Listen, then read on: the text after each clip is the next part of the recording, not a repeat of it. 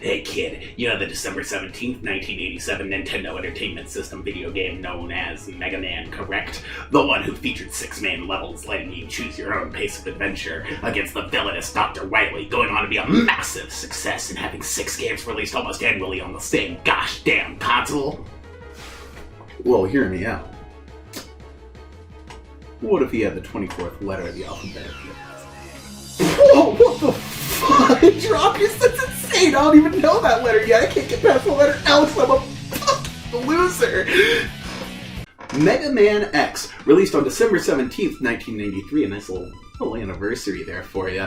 Released on the Super Nintendo, this was Mega Man's answer to the 90s grunge and dark, serious attitude. Fucking whoa. This becomes readily apparent as soon as you turn the console on. With no cutesy intro or killer music, but the intro of the game is this computer being logged into by a man named Dr. Kane. Aside from this name drop, Kane makes no appearance in this game whatsoever. He's really only, like, in the manual and, like, fucking, what is it on the PSP, Mega Man Maverick Hunters, I think? Mega Man X Maverick Hunters, something like that.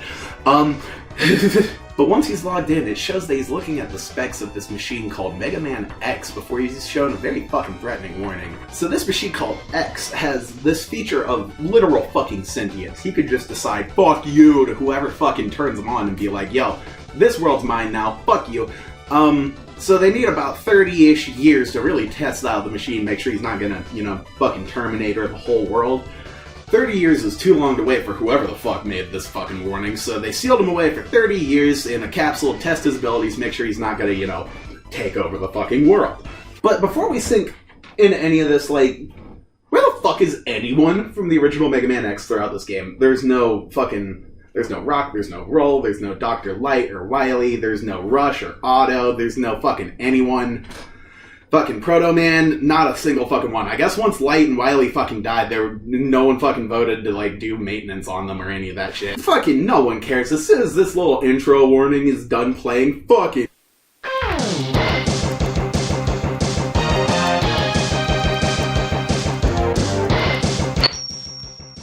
Holy shit, this game's soundtrack fucks. Forget the original cast, none of them could fucking shred like this can! This is, without a doubt, the best Mega Man soundtrack in all fucking time. And look at this little guy.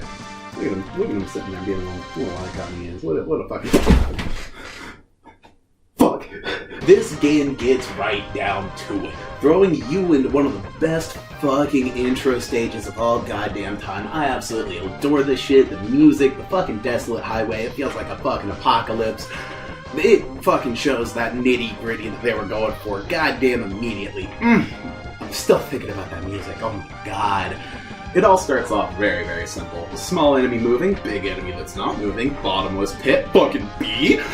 The game introduces you to cool shit gradually before mixing shit and making it all fucking, like, super hard and interesting, in which I much prefer that gradual increase of difficulty instead of just a borderline legal document letting me know that the B button is jump, the mitochondria is the powerhouse of the cell before throwing me into goddamn everything in a video game. Making your way through this desolate highway, you meet this fucking Mandalorian-looking ass named Vile, who absolutely dogs your ass. Fucking like the baby blue bitch you are. But wait, a charge shot from the distance. Who could it be? Is that who I think it is coming to save the day? Is that my man fucking Zero? Hell yeah, look at this motherfucker, this blonde blue bitch. Not blue, fuck. That's right, Zero, fuck him up, make that pussy run. Oh my god, fuck that guy, I fucking hate that guy, fuck Vile. After Vile retreats like the bitch he is, fucking Zero comes over here to give us the big boy talk about how he's a big boy. He's a big, strong man, but us, we're just the little blue bitch. Blue baby bitch. Maybe one day we'll be better, but this Windows XP fucking beige PC looking piece of shit, I gotta get some upgrades. I gotta make myself better, and that's okay. He leaves, I leave, the best password menu music in the fucking world ever fucking plays. Oh my god, I love the password menu music. And then, fucking Mega Man Classic. 8 stages, 8 bosses. Go for it. Now, I know there's, like, routes you can take to replay stages the minimal amount of times, while still collecting everything. I didn't do that. I always try, but, like, you gotta start with Shell Penguin, right? Get the dash boots early. Then you'd think, Flames Amethyst. I always try, but like, you gotta start on Chill Penguin, right? You get the Heart Potator and the Self Boots, and obviously, I always try, but like, you gotta start Chill Penguin. You see my boy FM over here actually beat Storm Tornado, which is Storm Eagle's weapon. I always try, but like, you gotta start with Chill Penguin, right? He's actually fucking Camille. There's a million different ways to play this game, from the restrictions you can put upon yourself to make the game harder, to the fucking Hadouken from Rio Light over here. This 2-hour-long game from 1991 has more fucking options and freedom than 90% of the microtransactional borderline dystopian future of gaming that we live in, where I have to pay 22 actual fucking dollars to watch fucking Imperfect Cell sing The Hand That Feeds by 9 Inch Nails and then fucking hit the boogie down. We're in a different world of technology and video games, but these games of Christmas past aren't gone. Thank God for preservation and emulation, official or otherwise. Praise be to SNES 9X and PCSX too. I'm going to talk about this game in 4 sections. First, the gameplay. Flow of the game, upgrades, weapons, the whole shebang with all that shit. Next up, level design. Pretty self-explanatory. Fucking, you know, how good the level design is, where stuff is hidden, how well it's hidden, how hard you have to work for it, and all that, this, that, the other. Third will be the bosses, what the designs are, patterns, weaknesses, all that. And lastly, I'm going to do the Sigma stages by themselves, just as themselves, the plot, bosses, everything, what little plot there is. So without further ado, let's just jump into it.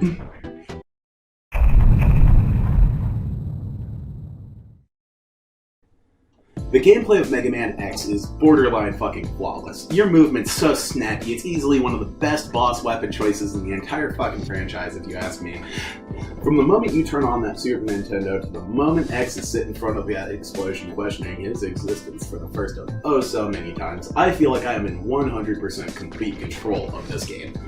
Every encounter and fight, if I die, it's on me. I don't have to blame glitches or fucking bullshit or ridiculous shit. We'll talk about Sigma later. For the most part, it's on me. And I love that. I love that. I feel like I am 100% in control. Most games aren't like that anymore.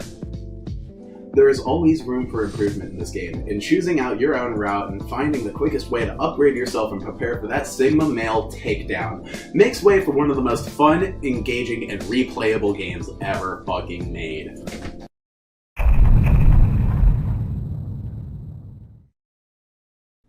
Next up, motherfucking level design. What a goddamn doozy this is. Levels are made beautifully, with secrets behind every corner. 4 stages of armor parts, others have sub-tanks. I'm pretty sure every level has at least 1 heart container, but don't fact check me, I will bully the shit out of you. There's always something hiding, there's mini-bosses, the enemy placement is tough without being cheap looking at you, X6. The entire game's design is fundamentally crisp and an absolute dream to handle, especially on original hardware. Now, I don't hide in the slightest that I'm an absolute emulation station commander. Fucking Dolphin, Project 64, and Citra galore, PPSSPP, PCSX3, and Senyu, and more. Fucking, ooh, I've always been a really big fan of emulators. It is always morally okay to steal from Nintendo. I've watched my older brother play X since I was just a little guy, but my first experience was actually playing it on my cell phone in the 7th grade. Totally got this legitimately, don't ask. My dad works at Nintendo or some shit, I don't know.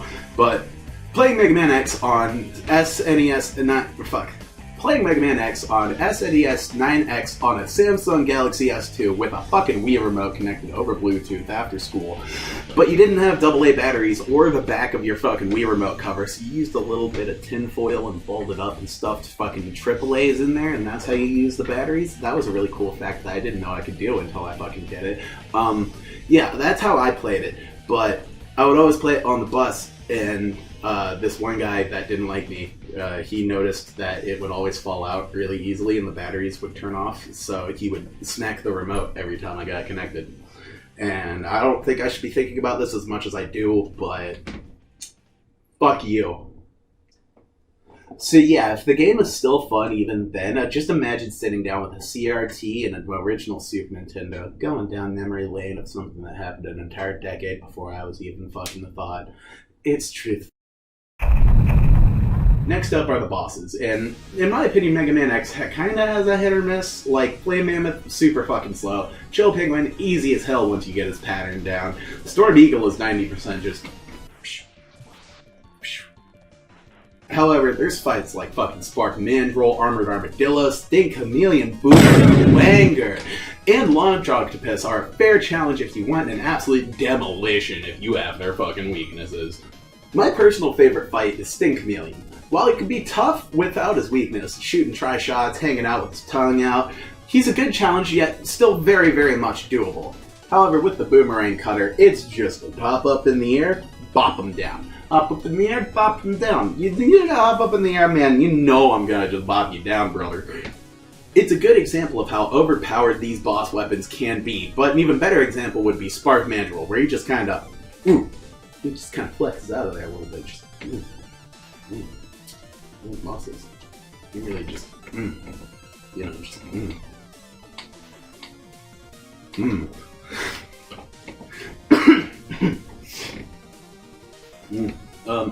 Anyways, yeah, that's the main part of the game, stage, armor upgrades, bosses, heart containers, password jam, next up.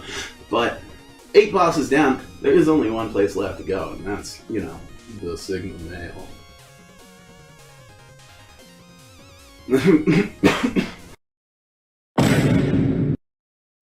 Now, Sigma has 4 stages to him, with all 8 of the original Maverick bosses split between the first 3, with the 4th one just being a little tube up with the main fight. I fucking hate these stages, especially this guy, this fucking spider, man. I did not beat this boss until I was 15 years old. As a matter of fact, I didn't beat this game until this very fucking recording session. I would always make it to Sigma's final form and get dicked on. And even with save states, I would just get myself trapped.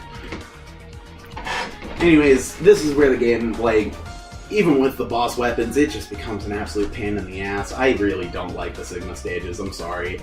It's nothing but cheap enemy placement, spikes everywhere. Somehow the easiest part of this slogfest is those boss fights, since you beat them all before. These guys are all beaten with ease. A little bit into the first Sigma stage, though. Zero and Bobacuck here have a little spat, and Zero, my sweet boy, he gets cucked himself. Oh no. Then I myself get cucked. Oh, good golly, this isn't looking good for us hunting babies. But, oh shit, look, Zero busted out, and...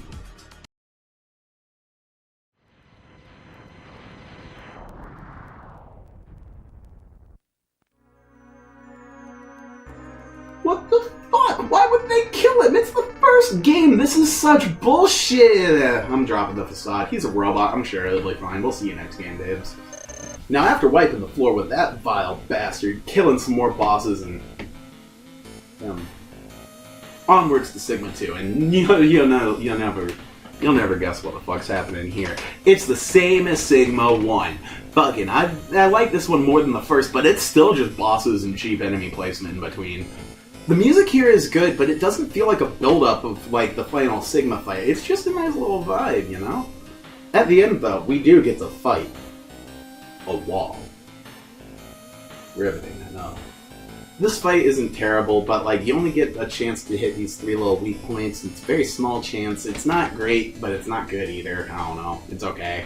Sigma 3! Bosses! Cheap! Still better than 1. The boss at the end is a lot better too. I actually like this big old tank with a big old jaw just kind of before he shoots out lasers from his mouth. Anyways, this is it. The final fight. The final showdown. The... Damn dog. Why the hell does he sick this guy on me? This fight isn't even hard. He just kind of jumps around and shoots fucking fire and ice everywhere. It's done in 20 seconds. Doesn't really take that much time. Anyways, pop out of the way. Jesus, Sigma's army really has a thing for Star Wars, huh? I do love this fight. It's a perfect culmination of everything you've learned that truly puts your skill as a Maverick Hunter to the test. He's quick, can block your attacks, he has a fucking jumps around everywhere. I don't think I've ever beaten this boss without using a single suck tank. He is the perfect challenge while still, you can beat him. You can do it. I believe in you, personally. Once that final blow is made, however, Sigma's head just kind of falls off, and he just kind of becomes a wall again. Because fighting walls, that's the big thing of, all of this grunge edge that the 90s were bringing towards us. You gotta fight a wall. A wall. I fucking hate this guy, though. Like I said earlier, I didn't beat him for the first time until this recording session, and, It's the most annoying final boss I've ever had to deal with in my life. You can't hug the walls. You can't climb on his fucking little hands without getting shocked. You can't go under the hands without getting shocked. Occasionally, he'll just shoot fucking fire everywhere. Thankfully, the rolling shield is a nice big thing for fucking hit him with. You can just keep going if you're quick. But fuck me, you're gonna die. You're gonna die a lot. It's not fun. Oh, and you absolutely do not want to die while doing this fight, because if you do, you're all the way back at that canine cunt. As Sigma's head wall Anubis looking thing takes the last blast, X retreats outside to watch as Sigma's fortress fucking Angel Islands its way down into the ocean. And as this happens, X questions if this will truly be the last fight, and if he's truly ever going to be able to live in peace. Yeah, what a load of shit. You got 7 more times for this. Grow the fuck up, dude. We'll hear you next time. Well, after 21 years of my life, I can finally say that I have beaten one of my favorite games of all time. Take that, Persona 5 fans. This game proudly sits in my top 10, and while I do think Sigma can be a little bit bullshitty, I feel like this is one of the greatest games of all time.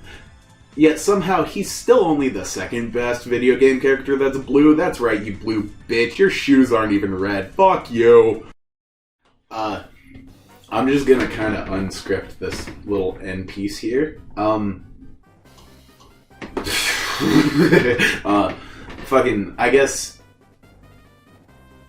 for all 2 people that watch this, thank you.